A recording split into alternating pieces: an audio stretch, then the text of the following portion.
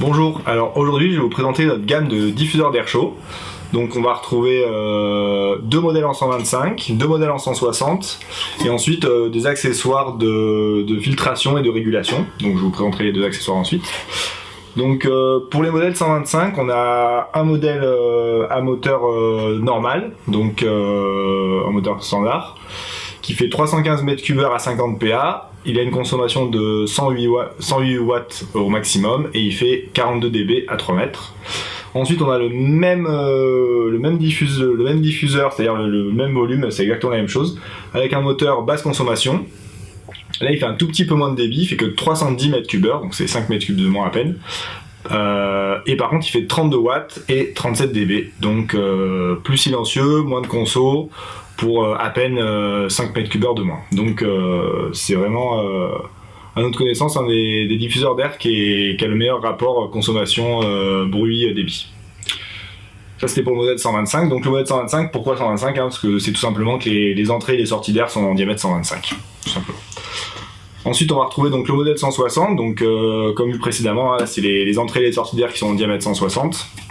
Donc là on va avoir deux modèles, on va avoir le modèle normal, 500 m3 à 50 PA, 116 watts, 42 dB, et de la même manière on a un autre modèle donc avec moteur basse conso qui fait 425 m3 à 50 PA pour 44 watts et 39 dB. Donc beaucoup moins de conso, un peu moins de bruit et un peu moins de débit, mais ça reste quand même très avantageux. Donc ça c'était pour les deux modèles de diffuseurs d'air. Donc voilà, je vais vous présenter donc le modèle 160. Alors le 160 Eco et le 160 normal ont la même carcasse, et pareil pour le 125. Donc là j'ai pris le choix de vous présenter le 160, comme ça au moins on aura plus de place à l'intérieur. Donc on va retrouver du coup un châssis en acier galvanisé, tout ce qu'il y a de plus classique. Quelle spécificité, donc comme c'est un diffuseur d'air chaud, le moteur est hors du flux d'air, donc vu qu'il y a quand même de l'air assez chaud qui est susceptible de passer dans les aubes, donc le moteur est positionné en partie basse, il y a des aérations, donc lors de la pause, il faut bien veiller à ne pas obturer les grilles bien sûr. Donc vous voyez, il y a même on voit même un petit ventilateur donc, qui va être chargé de refroidir le moteur uniquement pour éviter que par conduction de l'axe et aussi par sa consommation le moteur s'échauffe de trop. Donc ça c'était pour la partie moteur. Ensuite, comme je l'ai dit, c'est un caisson d'acier galvanisé isolé, donc avec de la laine de roche recouverte d'aluminium pour éviter le défibrage dans l'air. Donc il y en a sur toutes les faces. On va retrouver ici donc le bulbe du thermostat. Donc comme sur tous les diffuseurs d'air chaud en général, on a un thermostat intégré à la machine, qu'on va voir ici, en fait, qui permet de sélectionner la température de départ du moteur. Donc, par exemple, si vous voulez que votre moteur démarre à peu près à 60 degrés, donc vous avez un petit point ici, là. Vous réglez à 60 degrés, et quand l'air va être à plus de 60 degrés dans la machine, il va déclencher automatiquement. Donc bien penser à mettre le moteur plus haut que le puisage pour que par convection l'air chaud arrive du coup, comme je vous ai expliqué, à cette sonde ici, et ensuite qu'elle puisse du coup déclencher le fonctionnement du ventilateur, et ensuite une fois que le cycle est lancé, l'air est chaud, donc il n'y a pas de problème. Et quand vous arrêtez votre cheminée, le moteur s'arrête quand il n'y a plus de température. Donc bien penser, comme je l'ai dit, à mettre le moteur plus haut que le puisage pour que par convection ça puisse y aller. Si d'aventure vous ne pouvez pas le faire, dans ce cas-là il y a des accessoires qui s'appellent des thermostats externes. Donc c'est la même chose que ce thermostat qu'à l'intérieur, mais vous l'avez à part. Donc dans ce cas-là, ce qu'il faut faire, c'est mettre au minimum le thermostat intégré pour qu'il tourne tout le temps. Donc lui il sera tout le temps on, et le marche-arrêt sera régulé par un thermostat accessoire que vous positionnerez au plus près de votre foyer pour qu'il puisse amorcer le cycle et après fonctionner. Donc là c'était un peu le principe du fonctionnement classique. Que dire de plus? Donc on a vu ça. Bon après je vais vous montrer aussi, bon ça c'est assez classique, le bornier de raccordement. Donc un bornier classique avec phase neutre terre, voilà. Après c'est tout pour mettre votre câble sur la phase que vous souhaitez, et un joint pour mettre sur le couvercle. Alors l'avantage, le boîtier est déporté sur ces moteurs, donc ça permet quand même d'avoir un raccordement facilité. et de pouvoir le poser sur une pièce, sur le mur ou là où vous souhaitez, éventuellement plus accessible que le moteur. Dernière petite particularité qu'ont ces moteurs, c'est qu'on peut mettre des accessoires comme je vous ai expliqué tout à l'heure, qui peuvent être soit un caisson filtre, soit un caisson filtre avec bonne thermostatique que je vais vous présenter ensuite. Et du coup, l'avantage c'est qu'ils viennent se clipser ici à l'aide des pattes de fixation. Donc vous avez 4 pattes sur les faces. Donc vous avez juste à poser l'accessoire dessus, je vais vous montrer après, et le fixer. Donc c'est vraiment très pratique. Donc je crois qu'on a à peu près tout dit. Bon voilà, après classique, hein, une turbine. Là, il n'y a rien de particulier de ce côté-là. Donc voilà, j'ai à peu près fait le tour. Je vais vous présenter les accessoires et vous montrer comment ça fonctionne. Donc voilà, j'ai ressorti les 2 accessoires. Donc vous allez avoir de ce côté-là le caisson filtre et de ce côté-là donc le caisson filtre plus un volet thermostatique. Ça, je vous expliquerai comment ça marche. Donc le caisson filtre, c'est un caisson donc de la même manière que le moteur double pot isolé. Donc la même chose, vous avez de la laine de roche à l'intérieur, revêtue aluminium. Et vous avez donc la partie filtre qui se sort en glissière. Donc c'est un filtre assez grossier quand même, c'est pas un filtre fin. Je vais vous montrer. Tout simplement parce que vu que c'est soumis à un air très chaud, donc c'est un filtre assez grossier quand même, hein. Il y a 2 couches de métal déployé avec un petit pliage pour le rigidifier. Donc c'est un filtre qui va surtout permettre de filtrer les grosses particules, mais ça en aucun cas c'est un filtre G4 ou un filtre F7. Une filtration fine, pourquoi? Parce que vu que c'est de l'air à 150 degrés, donc j'ai oublié d'en parler, la température maximum d'air c'est 150 degrés dans ces moteurs. Donc normalement il n'y a jamais aucun problème. Attention quand néanmoins si vous coupez l'alimentation et vous faites vraiment des feux très violents dans votre foyer, il peut y avoir un problème de surchauffe. Donc c'est pour ça que je vous ai expliqué le but d'avoir un volet thermostatique. Donc le caisson filtre classique on va dire, qui se fixe donc comme je l'ai expliqué tout à l'heure directement sur le moteur. Donc on a juste besoin de le poser dessus. Hop, vous avez des fixations rapides.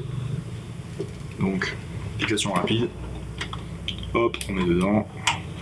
Alors, hop, il y a un ressort, voilà, tout simplement.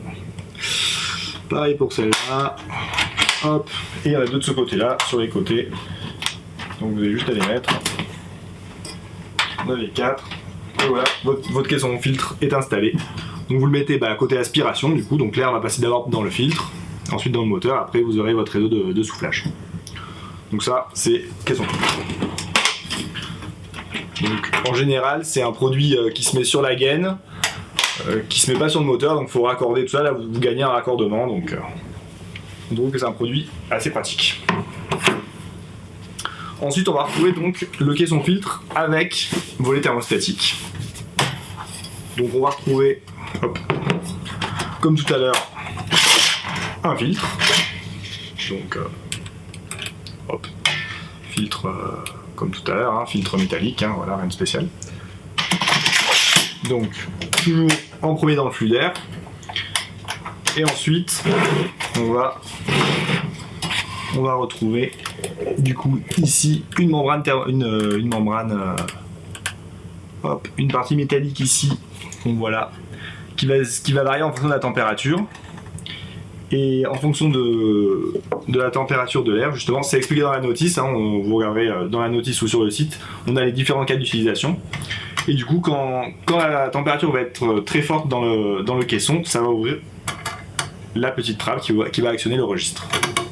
Donc plusieurs utilités à ce caisson. Première utilité, donc une fois qu'il est fixé, on va faire comme tout à l'heure, hein. Je vais vous montrer. Donc idem, on le pose dessus, hop, on clipse les quatre côtés, et voilà. Donc ça, c'est pareil, très simple d'installation. Donc l'avantage, si vous avez par exemple vous souhaitez utiliser votre cheminée sans mettre en marche le diffuseur d'air chaud, la température, donc l'air chaud va arriver par convection dans le boîtier et le clapet va s'ouvrir et vous allez rejeter l'air très chaud dans les combles. Donc ça va éviter de surchauffer votre moteur et éventuellement d'envoyer de l'air très très chaud dans votre réseau de gaine, ce qui peut être parfois embêtant. Autre cas d'utilisation, vous allez avoir, vous mettez un variateur de vitesse par exemple et vous réduisez très fortement le débit. et vous faites une très forte flambée, vous allez avoir de l'air très chaud qui va arriver dans votre caisson, et du coup là ça va servir de moyen de mitiger, comme un mitigeur thermostatique, hein. Donc ça va ouvrir en partie le volet, donc vous allez aspirer une partie de l'air de vos combles ou de l'endroit où vous souhaitez. Donc moi je vous conseille si vous avez des combles propres, qu'il n'y a pas de poussière, vous pouvez aspirer en comble, il n'y a pas de problème. Si après maintenant vous avez des combles avec pas mal de laine de verre, des choses comme ça, je vous conseille de faire une prise d'air externe. Voilà. Donc vous tirez une gaine, hein, même chose, gaine M0, M1, vous allez à l'extérieur, vous faites une prise d'air murale, donc vous êtes tranquille.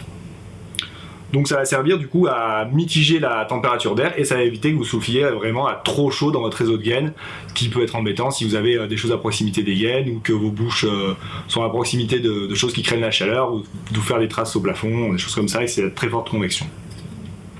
Donc quand vous allez réguler avec votre variateur, ça va quand même garder une température d'air plus modérée en sortie de machine.